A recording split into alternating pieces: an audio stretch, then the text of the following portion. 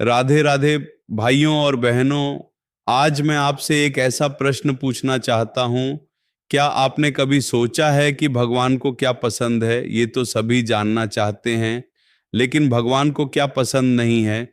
कई लोग रोज मंदिर जाते हैं, माला फेरते हैं, दान करते हैं, पूजा पाठ करते हैं, लेकिन फिर भी उनके जीवन में शांति क्यों नहीं आती? कारण केवल एक है, भगवान को फूलों की कमी नहीं है, उन्हें दिखावे की भक्ति पसंद नहीं है।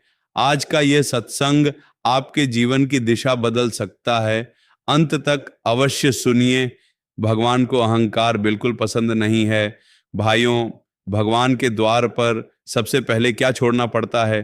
अहंकार। जिसके मन में मैं भरा हुआ है, उसके हृदय में भगवान नहीं आ सकते। रावण विद्वान था, शक्तिशाली था, लेकिन उसका अहंकार उसे भगवान से दूर ले गया। दूसरी ओर शबरी के पास न धन था, न विद्या, लेकिन उसके पास विनम्रता थी। भगवान श्री राम स्वयं उसके घर गए। याद रखना, भगवान को बड़ा घर नहीं चाहिए, बड़ा हृदय चाहिए। भगवान को छल और कपट पसंद नहीं है। कई लोग बाहर से धार्मिक दिखाई देते हैं, लेकिन भीतर ईर्ष्या, द्वेष और छल भरा होता है।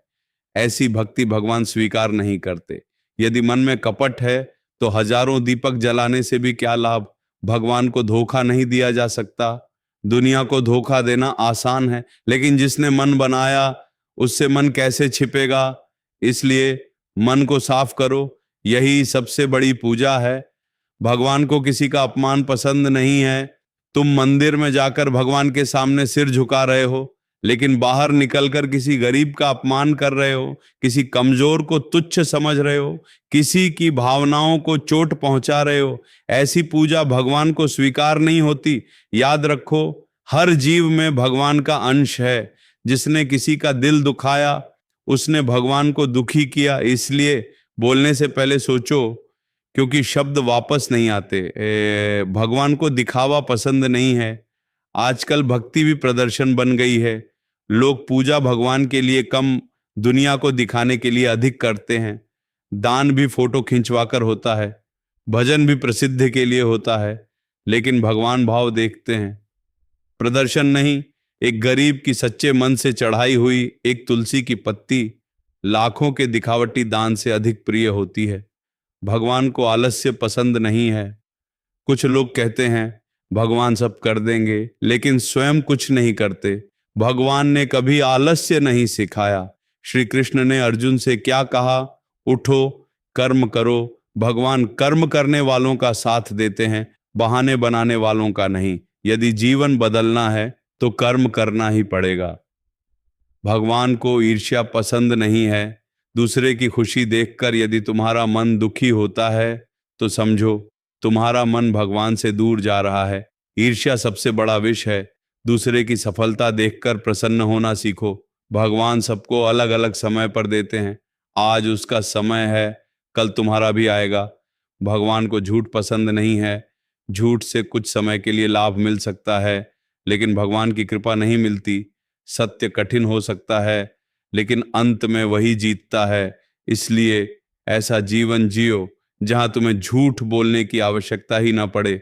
भगवान को क्रोध पसंद नहीं है। क्रोध आने पर मनुष्य अपना विवेक खो देता है। एक क्षण का क्रोध सालों के संबंध तोड़ देता है। जिस घर में हर समय क्रोध रहता है, वहां शांति नहीं टिकती। यदि भगवान को अपने घर बुलाना चाहते हो, तो पहले क्रोध को बाहर निकालो। जहां प्रेम है, वहीं भगवान है। भगवान को कृतज्ञता पसंद नहीं है। मनुष्य भगवान से केवल मांगता रहता है, भगवान ये दे दो, भगवान वह दे दो, लेकिन कभी धन्यवाद नहीं देता। सुबह आंख खोली, क्या ये भगवान की कृपा नहीं? स्वस्थ शरीर मिला, क्या ये कृपा नहीं? परिवार मिला, भोजन मिला, सांसें मिली, क्या यह कम है? जिसने धन्यवाद देना सीख लिया, उसके जीवन में कृपा स्वतः बढ़ने लगती है। डिप भगवान को नाम भूल जाना पसंद नहीं है। जब दुख आता है, तब भगवान याद आते हैं, लेकिन सुख आते ही मनुष्य भगवान को भूल जाता है। यही सबसे बड़ी भूल है। यदि हर परिस्थिति में भगवान का नाम चलता रहे, तो जीवन कभी खाली नहीं रहेगा। नाम ही सबसे बड़ा धन है।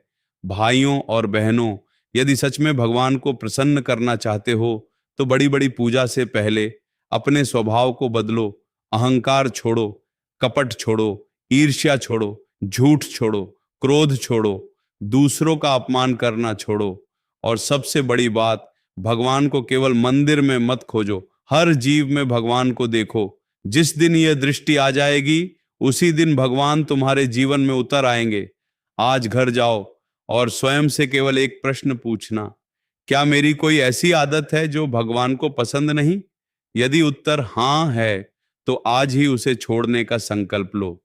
याद रखना, भगवान को महंगे वस्त्र नहीं चाहिए, महंगा प्रसाद नहीं चाहिए, उन्हें चाहिए एक निर्मल हृदय। जिस दिन हृदय शुद्ध हो जाएगा, भगवान स्वयं तुम्हारे जीवन का भार उठा लेंगे। आइए अंत में सभी प्रेम से बोलें, राधे राधे, जय श्री राधे कृष्ण।